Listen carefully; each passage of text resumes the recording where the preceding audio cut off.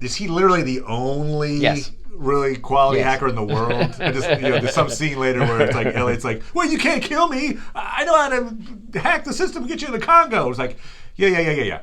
Meet Jerry. Some guy eating a Pop-Tart. You're like, all right, we got it. Yeah. Kill him off. Yeah.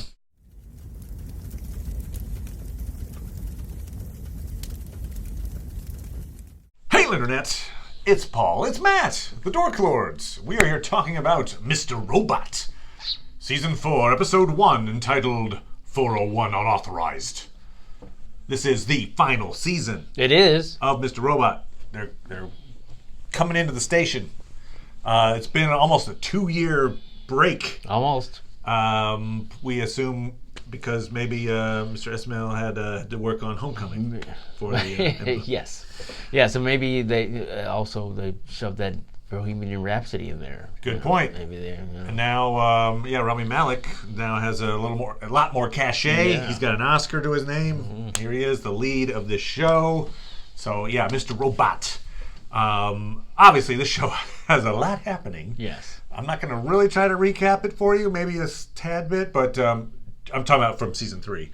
Yes. So if you are just coming into this show and you're like, oh, what's this show? Yes. Go back. Maybe go watch some other back. episodes. We did recap the shows from season 3, so go check that out if you'd like to. But we pick up. We've got a very tense discussion between Angela and Price. That's carried over from the last season. Exactly. So that's kind of a straight through from last season. Last season we had this big reveal. Of course, Angela had helped the Dark Army with this thought in mind that somehow they were going to be able to create a time machine and that she'd get back and be reunited with her dead mom. And she was pretty crazy through most of that season 3. Yeah, and we're like, wow, she didn't get killed at the Yeah, end of the I know. season. Exactly. Maybe she's got some significant parts to do in this. Yeah, maybe Don't listen to us. Don't listen to us. We had forecasted that, maybe if since she didn't commit suicide, I think we thought she might commit suicide. That's true. That, maybe season 4, she's going to have some. She died within about 5 minutes. Yeah. But last year, the big reveal was that Price is her dad. Yes. And that's how come he took her into the firm originally. Yeah. All those times he was being creepy, it was because he was her dad. Dad, exactly. So they continue that conversation. She is basically saying, he's basically like, look, so you don't have any more reason to go against the Dark Army or anything like that. No, you don't. Everything's fine. Just relax. And she's like, nope. I'm going to continue my, basically, I'm not sure how she puts it, but basically, I'm against the Dark Army and what they did. Right. Well, she still thinks the technology exists to let her go back in time, so she's kind of like, how are we going to get it from her? What are we going to do to get it from her? Like, oh, gosh. And so I like the way this is filmed because there's a moment there where she looks past the camera, and we don't see in that moment what she sees, but you kind of get the idea, there's someone else there. Sure enough, there's like 2 hitmen waiting. There's a wire that Price is wearing because he takes it off. Yes. And so White Rose is listening into this conversation and basically deciding whether or not Angela needs killing. Yes. Price. And I feel like the way she's behaving, only a father wouldn't want to kill her. She being Angela? Angela. Okay. Because it's like, shut up with this time travel, okay? Look, you just destroyed the economy, and kill her. So he's like, he does his best to look, you can change your mind, you can beg, if you just beg for forgiveness. Yes. She's like, nah, I'm gonna go sit on this bench and wait to be shot. So he eventually gives up, walks away. You see the hitmen show up, and then in the background, they double tap her to the head. Yep. So yes, Angela is, unless the time travel thing's a thing, get ready. Okay, but yeah, she seems to be out of picture. You're on record now. Yeah. Just in case it actually happens. Time travel. Woo! What do you have? She's a perfect person. I never. When we always said made the right choices. we did it. So she always seems to know what's coming somehow. Okay. All right. So, if they time travel now, it'd be like her corpse time traveling. So it would still be like, my corpse is now back in time. Right. I guess someone would have to travel, pick her up, right, Exactly. Hey, let's go back. By proxy. Yeah. Okay, so we then see White Rose, who, if you remember, at the end of last season, her number 2, which I think Grant, I think that was his name, he ended up committing suicide. Basically, she drove him to suicide. Yes. So she doesn't have a number 2 at the moment. At that moment, she didn't. By the time we see her now, she's got someone, we don't get her name, but there's a woman who seems to be her number 2. Yes. Who's like, we should kill off Elliot. Yeah. He's a threat. Yep, he is. And White Rose is like, yeah, I'm sure it'll be fine. Well, she says, hey, I want to get this thing happening. Yeah. And after that he can kill him. Right. So I think if I remember right, they're talking like if they're in October at that time when they're having this conversation. She says, oh, by Christmas, when that happens, then if the Congo thing goes through, then we can kill him after that. Yes.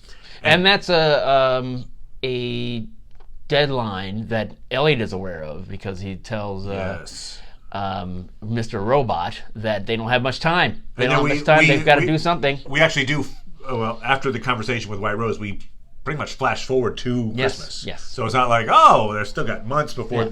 Nope. Nope. The one thing that we also learned from the conversation with White Rose and her new number 2 is that White Rose agrees to have a message sent to Elliot. Yes. Let him know that he can't be running around on it, which comes into play. Yeah, we're not killing you yet, but that doesn't mean you can live a life of happiness. Bring very close to death. Yeah. Just up to the border. All right, so we cut now. So months have gone by. We didn't know what happened in the interim there between October, November, and it's a Christmas party. I wonder if they're going to take us back. Exactly, that's what I was wondering. Because remember, was it season 3 that took us back? We had the. I'm going to get over my skis here, but there's a point where we go forward in time, and then when they went back, and showed us because when Elliot gets arrested, right, yeah, right. So at first we're thinking like, oh, he's just hanging out at his mom's place. No. Nope. So it could be that some part of the season shows us what happened in the interim here, but for now we're up at Christmas, and I think Elliot says there's a week, like. We've got a week to figure this out, or something like that. Something like that, yeah. Or it's a couple of weeks. It's coming fast. It is coming. So, but we're at a Christmas party for a person not for him, but we meet a person we haven't met before. It is Jake Busey. Yes. Yes. So his character, Freddie, I think is his name. He's a jerk lawyer. Yep. Sleazy guy. At the Christmas party, he gets a letter, a package. He opens it. It's kind of a callback to the pilot episode, right? Where not exactly, but where Elliot's like, "Hey, you're doing the child porn thing. You're bad, and here I'm going to take you down." Yeah. So that's what it feels like in this moment. Like, oh, see, you are in the child porn, and there's a phone, and suddenly it's Elliot talking to him. But we find out he's using that knowledge of this guy's horrible,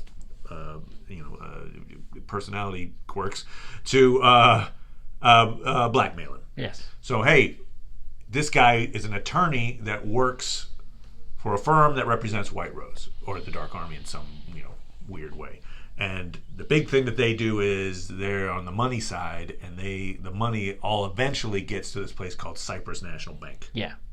And that's what we learn about it. But in the meantime, there's a big spy versus spy scene that goes on. Yeah. Kind of like, what was it? It's one of the Bourne movies. Oh, I was thinking it was like The Matrix. Mr. Alderson running around the corner. Yeah, good point. Good point. So they put him in a big train station, and there's the Dark Army's following Jake Busey, and Elliot's guiding him by phone. It's kind of a cool little visual trick in that we see what appears to be Mr. Robot standing around the station watching him, and then when the guy's like, "Well, where are you?" and it's like, "I've been in this train the whole time." The train that this guy's eventually getting to, and it's because Elliot has been in the train using the surveillance cameras to follow him, and so Mr. Robot has kind of been the surveillance camera kind of thing, which is kind of cool. One thing just occurred to me now is that Mr. Robot was trying to make it so that he would not be followed by the Dark Army, but the thing that he did not anticipate is that the guy would not take off his ID badge, which had a little thing that they could track him with. Right. I wonder if he had thought of that, if he would have been any better off. I feel like, they shouldn't have been that far. Like, we're looking for this stuff to see. The Dark Army is tracking the guy. So he says, he being Elliot says, "Hey, take off like your Fitbit. Leave everything, behind, and we'll come to the train." Then we see that, wait, they're still tracking you, and it's because of this little badge. So you're saying that even if the badge hadn't been there, you think Jake Busey still would have shot himself in the end? Or? Well, I mean, I don't know that they really would have had that difficulty time finding him from following him all that way. I got you. And then we're looking through this thing. There's nothing in here. Well, let's get him. How far could he have gotten in the time that we were looking through that? Yes. And he's still in this area. Yes. I got you. Yes. And the plan wasn't to, they still had time. They weren't on the train. The train wasn't moving. It was they were not just moving. Sitting there. So it's like, well, let's see if he's. Oh, there they are. Yeah. That's right. Big window. Yeah. Whatever. And they would have been like that scene, with Dom coming in, like. So we get the information from Jake that's important, but then there's an issue too. Kind of interesting how Jake then asks via phone to Elliot, like, "Can you protect me from the Dark Army?" And Elliot doesn't answer. No, he doesn't. He can't. And it's he nice kind one of not doesn't to lie. want to. I mean, in the short term he does, but right. for what, forever? Yeah. What am I going to give you for this? Right. I mean, yeah. Certainly, the time is precious, and he probably doesn't have time to come up with an effective lie. And even if he did have the time to lie, be like, "Oh, now have I convinced you? Oh, he's dead already." So Jake Busey had brought a gun to threaten Elliot. Instead, he uses it on himself. Yes. Kind of right there. What is that? 42nd Street or something? Right there, downtown. Boom. Sure. Happy Merry Christmas, everybody. And so it's kind of like Elliot doesn't really seem that phased. I mean, he goes and checks the body out, but it's almost like, well, the price of doing business. Almost. I feel like Elliot's becoming a little more.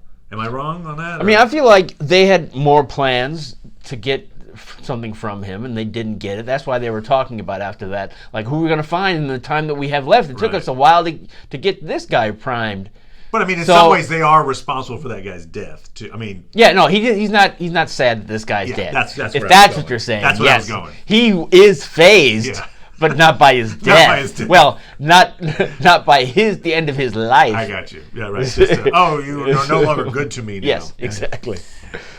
So we do see that, as we saw at the end of season 3, Mr. Robot and Elliot are working in concert at the moment. They have a few little minor disagreements, but for the most part, they can converse and get along. In fact, it feels like Mr. Robot's a little more cautious than Elliot's. Like, look, if you keep doing this, you're going to get caught, or blah, blah, blah, blah. Yes, right. So it's... and I think it's at that point that Mr. Robot becomes the narrator. Right, which is very interesting. I'm not sure that Elliot... Was Elliot the narrator at any point during the episode? Maybe he was. Oh, this episode? Yeah. I don't think so. Yeah. I don't think so. I think they kept Elliot's narration out for this particular... Anyway, just obviously a deliberate attempt to show the evolving relationship between Mr. Robot and Elliot. And it was interesting because it was reminding me of when I first saw Mr. Robot, the actor who is Christian Slater. Yes, Christian Slater, when he was a DJ. What? Yeah, he played this when he's a teenager. The character he played was a teenager. He's probably in his 20s, but he played this like DJ. Right. Pump up the volume. Oh, very good. All right. So now he's a figment of someone's imagination. That's right. Times are hard, but... So we've got something we know is that White Rose sent a picture of the deceased Angela to Elliot. Kind of like, screw you. Maybe that was one of the attempts to keep him in line. Yeah. Hey, look, this is what'll happen. That was what they meant, I think. Okay, I thought maybe the thing they meant was what happens at the end of this episode. We'll pretend to kill you and then bring you back. Yeah, see, we could kill you. Uh-huh. Well, that's quite a long time. Yeah, it is a long time. Yeah. It's like, I'm sure we can ruin him around Christmas. Wait a minute, what? So, the early Christmas gift picture of dead Angela. Yeah. So he's carrying around that knowledge. He is hiding it from his sister Darlene. Darlene, you could say, is in denial. Yeah. Right? She thinks maybe Angela is just around the corner. Yes. I think I saw her. Yes. Like, ugh. Yeah. And so Mr. Robot talks to Elliot about, like, why don't you just show her the picture? Yep. And he can't do it. And it's part of the same conversation, a monologue that Elliot has, where he's talking about these corporations. It's, you try to find a heart to take them down. And most times corporations don't seem to have a heart. No. But in this case, they found Cyprus National Bank, which Right. maybe is the way to take this thing down. Yeah. And so at the end of that conversation, when he morphs into the decision not to show the picture to Darlene, he says, well, because that would break her heart. I'm sure that's going to work out. That's probably the smartest thing they could It probably have done. is. It's probably the way to go. And Yeah. when eventually she finds out that Darlene is dead and Elliot knew about it, she'll probably be fine with it. Yeah. She'll be like, oh, cool. You know what? And- Thanks for sparing yeah. my feelings. And everything she will do up until that point will probably not affect them negatively in any way. Right. Yeah. She'll be perfectly well adjusted. Yep, she will. And she'll make rational That's choices right, exactly. that will not negatively impact any of the characters on the show. No, Yeah. not at all. There was some sarcasm there. Okay. So another character we check in on is Dom. So Dom, FBI agent, who at the end of last season was recruited unwillingly to be in the Dark Army. That's where we had Irving, a guy who I hope shows up again at some point this season. Yeah. He's still alive. He said We'd he's like in to see him retirement. He seems like a useful guy. I think the strong implication last season was that he used to be White Rose's number 2. So that guy could be very useful. Yeah. Anyway, but he hacks to death another FBI agent in front of Dom and says, "Hey, I know all your family, and anybody you care about, we'll just kill them off unless you help us." And so she feels trapped. So what we see is a couple of months later, she's living with her mom. Is she trying to hide out? I don't know. Is she hiding out with her mom or just living with her mom generally? Maybe she's living with her mom to keep her mom alive. Well, I mean, her mom is living in her own house. Right, so she wouldn't be that hard to find. Yeah. I mean, it's not like she's in the basement and don't come in. Yes. But she has that hunted look about her. Yes. And it was another situation where if her mother had died, I would have been like, fine with it, because she tells her, look, I have to vet everyone who you see. Now, they're still living in her house, so I guess it's Dom's fault for not impressing upon her the danger that they are in. Yeah, so there's a repairman that shows up unannounced. Dom just about shoots the guy. Yeah. The mom comes in, and then there's this like, oh yeah, I just called someone to fix the plumbing or something. Like, you're supposed to use me to vet. You're supposed to vet. I'm supposed to vet anybody. Every single person. Oh, I didn't think you were serious about that. Yeah. Oh, just the most powerful terrorist organization in the world wants to threaten you and kill you to get to me. So no, that's fine. You just invite whoever you want in the house. So later we see you could see this coming, but it's like, oh, it's the innocuous friend. I'm like, oh, innocuous friend is definitely Dark Army. And sure enough, the innocuous friend is like, oh yeah, hey, well, thanks for having me over. And anyway, if you don't go testify or talk about Santiago to FBI tomorrow, we'll just gut and kill your mom. Like, what? Then when Dom threatens to kill this person, she's like, well, fine, you can kill me, but that doesn't stop the next group from coming. She points down the street, and there's this Dark Army everywhere around the block. So Dom is trapped. Yes. So there's that. We get to see a little bit of Darlene. Right. On her own. Remind me of the what are we supposed to get out of those scenes other than that she's distraught? Yeah, I don't know that I'm not curious. I'm not understanding exactly what's happening with her. I mean, she's at some party and they're not, she's not happy with what's going on. But yeah, I'm not sure what else she's doing other than that. Okay. We see briefly. We see Wellick, Tyrell. He has been given a promotion because of all the things that have he theoretically he's a hero. Yes. And so he seems very unhappy. Yes. He's just like so. There's obviously or numb. Yeah, maybe numb. But I think obviously there's going to be I don't think he'll stay in that position for the whole time. Let's put it that way. And it's funny, I didn't fully appreciate what was going on in his assistant's mind until she thanked him. She was like, "We're all so happy to help you. We're not. You the way you did that thing to help us and save the company. We're just so honored about you." It's like, oh God. It's like everyone is fooled. Everyone is fooled completely. We also do see that there are some, society is returning to normal after Elliot undid the 5-9 thing, right? I mean, like it's not like everything's back completely, but it seems like generally speaking, this is the Christmas. Yeah, and Evil Core is in a great place because of it. Right. They're like, so, wee. Yeah. And so then there's a carryover from the information that Elliot learned from Jake Busey, Freddy, is we see Elliot's asking him, who else can I contact? And we see it on Freddy's face. Like he kind of does this little like, oh, right.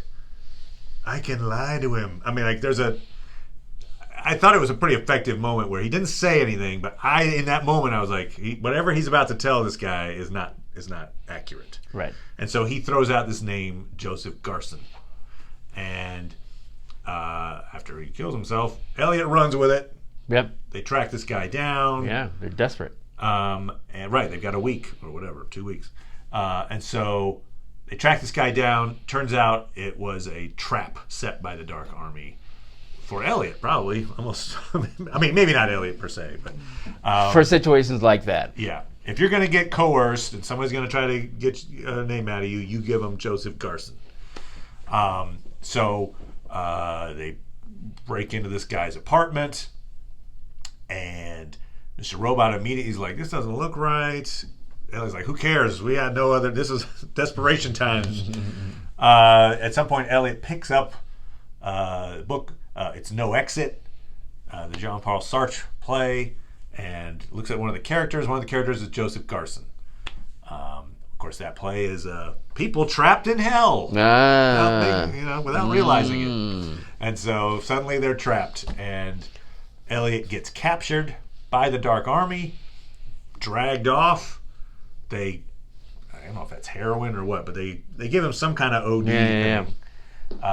And he dies. They cut to the credits and then come back, and they've given him some reverse agent drug, and it's Price who's standing over him.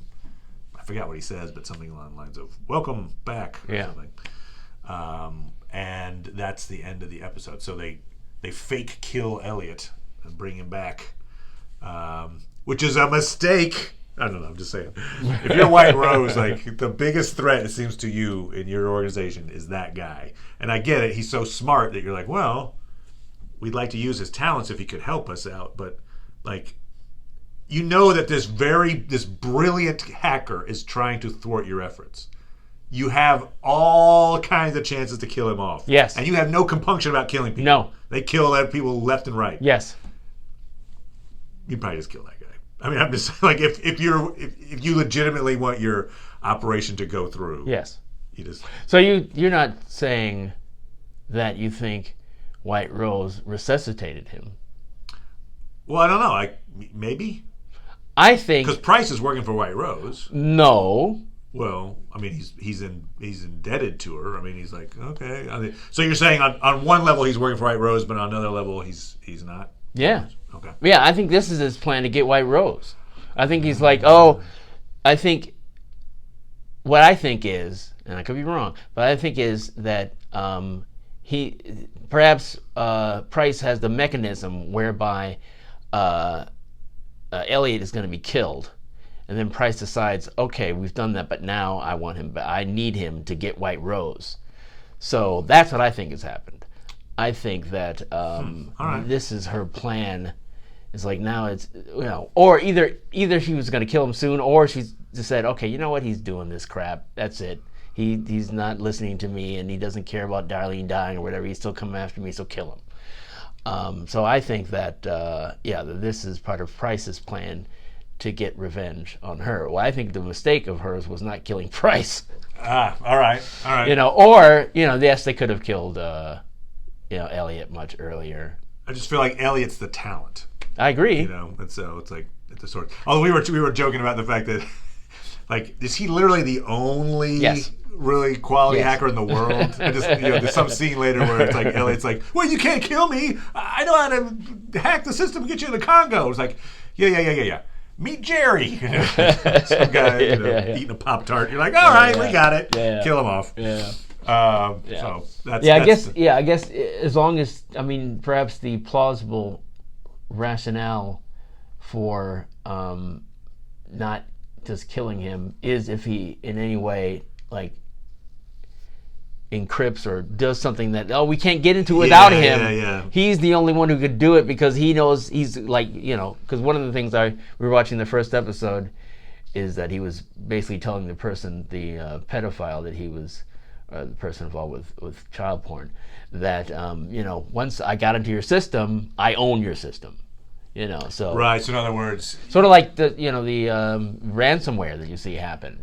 I've taken your stuff, and now if you want it, you'll pay me. Right. So it's the fail-safe in case he screwed them up somehow that they can unscrew up, or he could also be like a patsy, at some point too, right, like that true. guy. Yeah.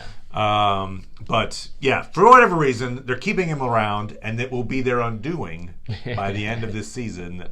There's your not so brilliant theory, but anyway, so cool. We're on the tracks, heading towards the finale of Mr. Robot. So we'll be back with episode 2. Thanks everybody. We'll see you next time.